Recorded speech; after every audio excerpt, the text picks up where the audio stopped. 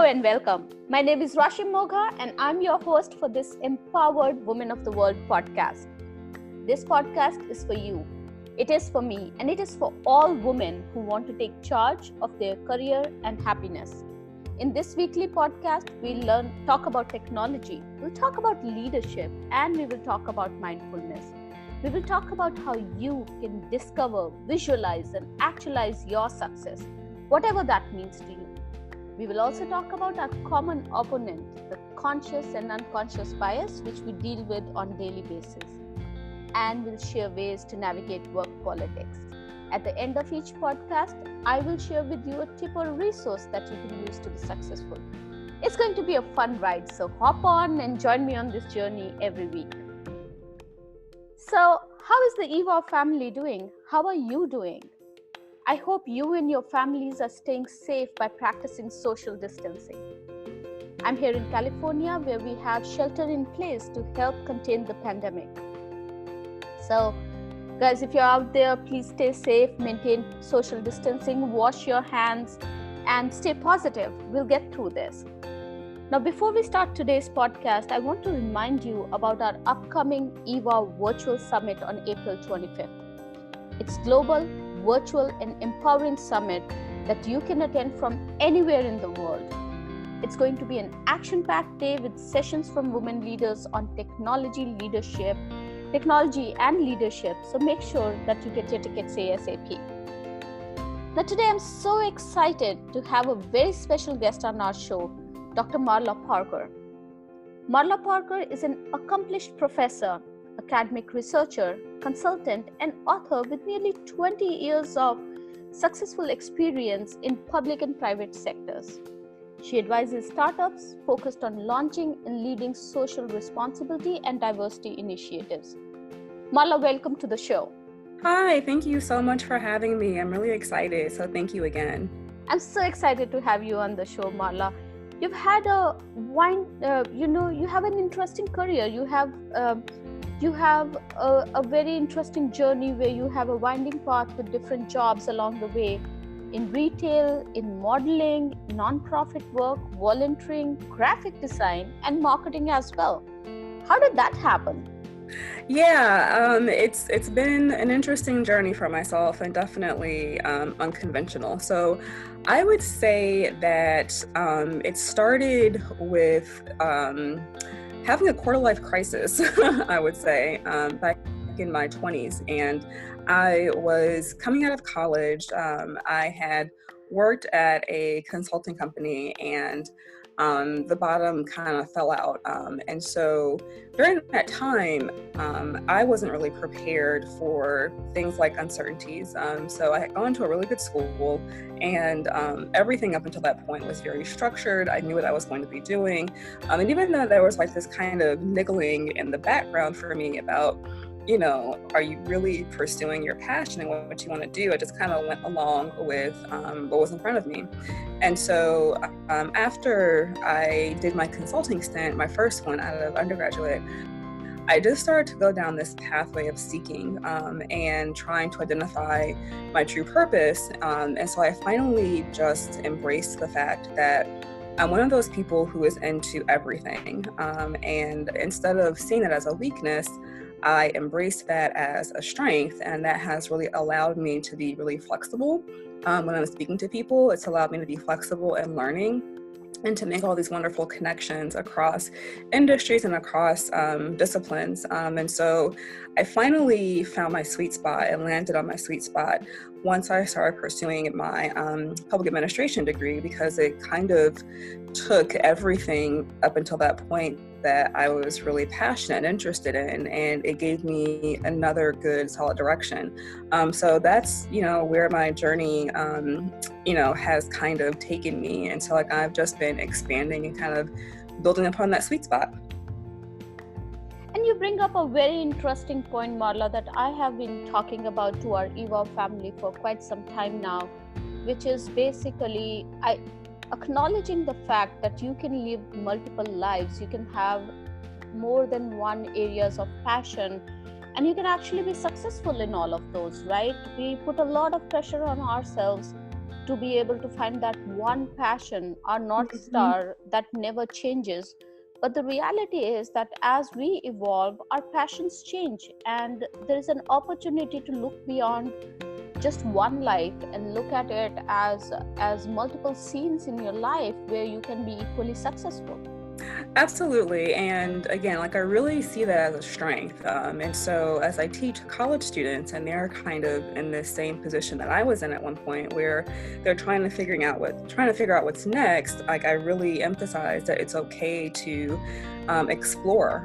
But even as you're exploring, it's super important to always check in with yourself and reflect about what you're learning and how it's shaping you. Because even if we have these multiple lives and multiple scenes, I think that there's always going to be this core part of us that remains the same. And so for me, every single scene or experience that I had, is somehow connected to my innate desire to help people. And my innate desire to want to see people and places better. And that was the constant all throughout everything that I was doing. And I finally got to a point where I was living that, core from the inside out in a more meaningful way with a career, I would say. Yeah, and you and I of late have been talking about this concept of social innovation, and I'm intrigued by that concept. How did you get interested in it, and would you like to share with the audience, about the whole idea behind forming the group that you now lead around social innovation? Yeah, sure. So in looking back and reflecting upon my life, I feel like I've always been interested in social innovation and civic innovation. I just didn't have the terminology for it, and I didn't know that there was this term that really encompassed and reflected what my passions were. And so luckily, being a faculty member, I was able to really use my ability to, kind of shape the classroom as a way to start the Civic and Social Innovation Group with my colleague, Dimitri Seals, who teaches sociology over at CSU LA in Los Angeles. And for me, again, it really reflects my interest in seeing people and places better. And so I think I was just born with that desire, but in terms of manifesting that and in terms of making it come to a reality and into fruition, I wasn't really able to do that, I think, in a truly meaningful way until I started the Civic and Social Innovation Group.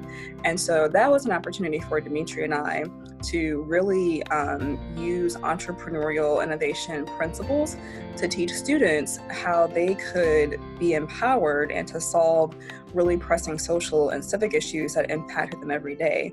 And for us, our drive was we didn't want students to think that the only way to be civically or socially engaged is to vote, for instance. And so that's a wonderful thing to do, but there's so much more that you can do in addition to that. And we want to really emphasize to them that you can start doing these things now. Like, you don't have to wait until you're out of school. You don't have to wait until you're of a certain age, but like your innovative spirit, your ideas, those are very, very important and critical resources. And so those are things that you can start building on and using and cultivating today. And so it really started for me just, starting in the classroom and just kind of building out from there until we were able to scale above and beyond the classroom.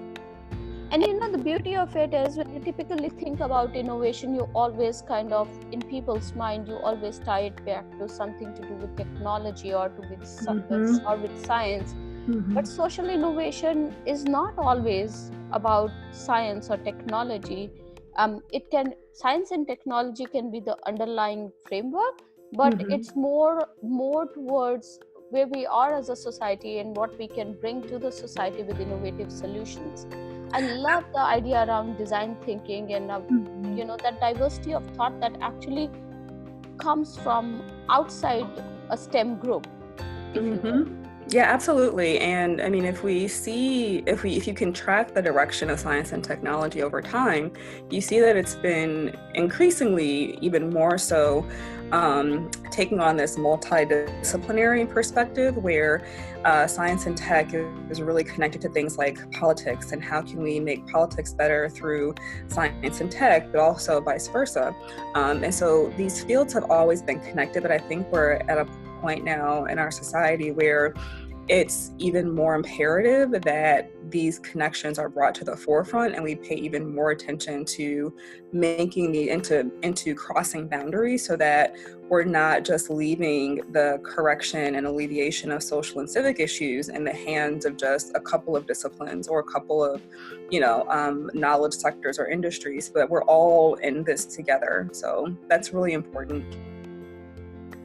Yeah, and now we are bringing this concept of social innovation as a social innovation program to the women leaders through our eWOW initiative.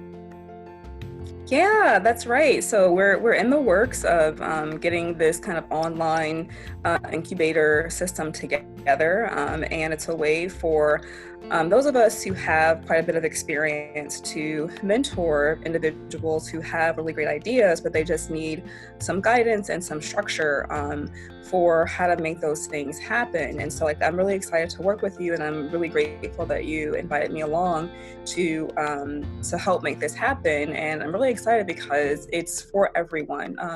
So for us, it's not just about, well, you have to be of a certain caliber. We're really open to the democracy of ideas, and I'm really excited to be able to work with you and your team and to help people really polish those ideas off and to give them feedback and kind of set them on a pathway where they can develop their ideas and meet with people and get mentors to help them take those ideas into reality. Yeah, and I love the whole concept, the beauty of it, where you don't have to be a scientist or a woman in tech or from a particular stream to be able to take these ideas forward. Anybody who has an idea that does help the society and helps move the conversation forward is open to join this program. I just love that fact.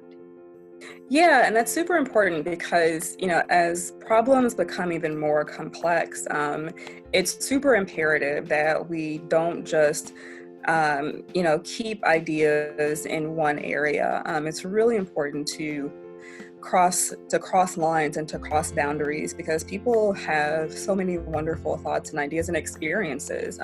And it's super important because if you're in a particular industry or area and super embedded in that, you can have blind spots about what you think is appropriate, what you think would work.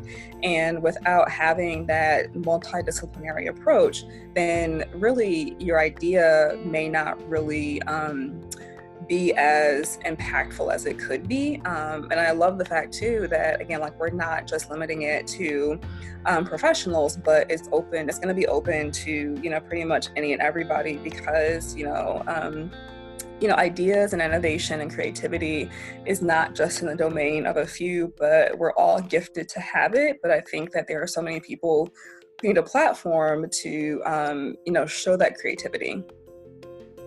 Yes, absolutely. So my advice to everybody, at least in the eWOW family and our networks, is going to be to look at this program and register for it as soon as you get an opportunity. We'll be sharing the details soon.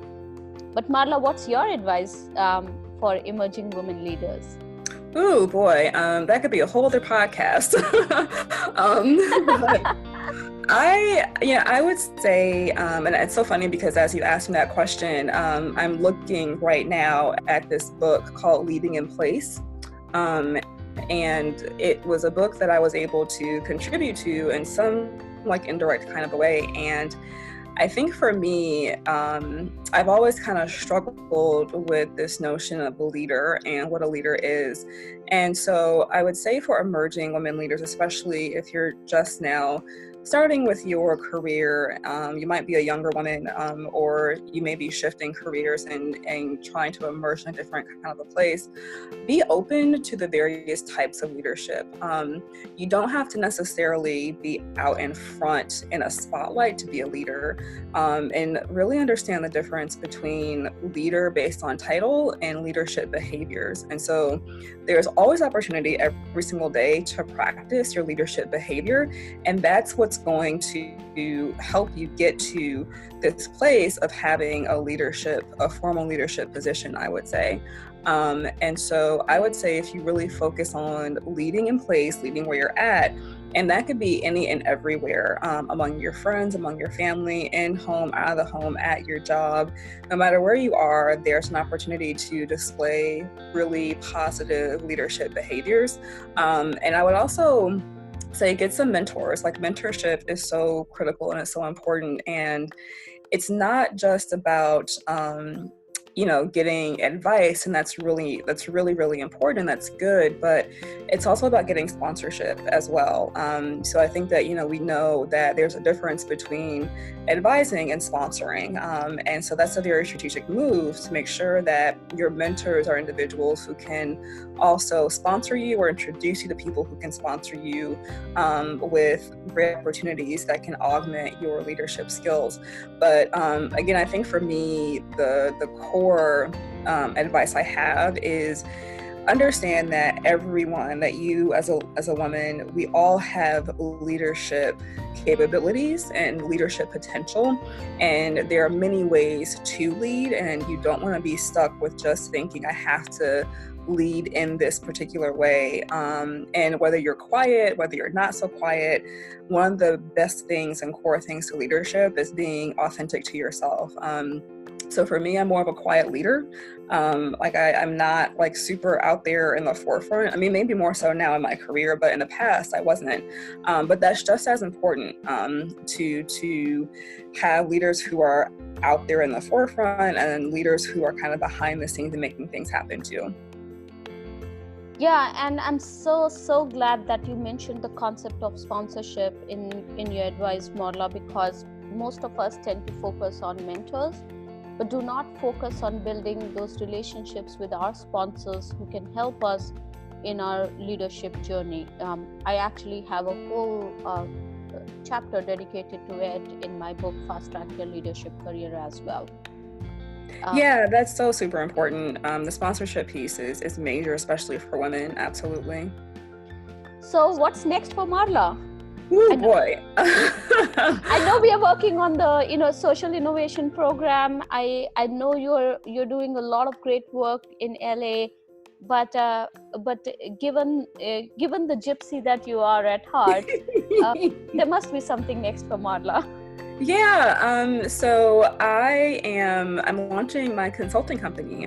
It's called Sounding Board Solutions. And so I'm kind of formalizing this kind of natural practice I've had with advising, and I'm formalizing it a little bit more. So that is launching. And so I am happy to work with clients, who are in startup phases, who need advice, like, advisory board person and things of that nature. So it's a little bit limited for now, but really anything that is, people related, HR related, strategy related, then that's where my lane is with my consulting company, because I look at, things through the lens of people at all times pretty much. So for me, your business strategy is connected to your people, like your learning strategy is connected to people. So that's what I bring to the table with Sounding Board Solutions. And especially if people are in like a startup phase, for sure, because that's really, really important.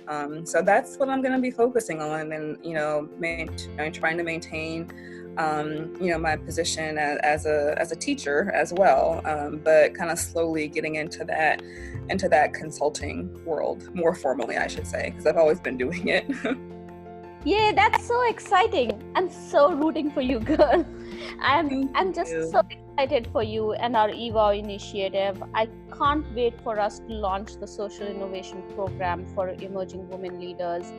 Thank you so much, Marla, for being on the show and sharing your thoughts with the eWOW family. And today's resource for you is the link to the eWOW Virtual Summit. The link is in the show notes. Thank you for joining me today, and thank you for loving, liking, supporting, and sharing the podcast. Remember, sharing is caring. I love your feedback, emails, and messages, so please keep them coming. I look forward to seeing you again in our next podcast. Till then, keep safe, stay healthy, and keep empowering the world.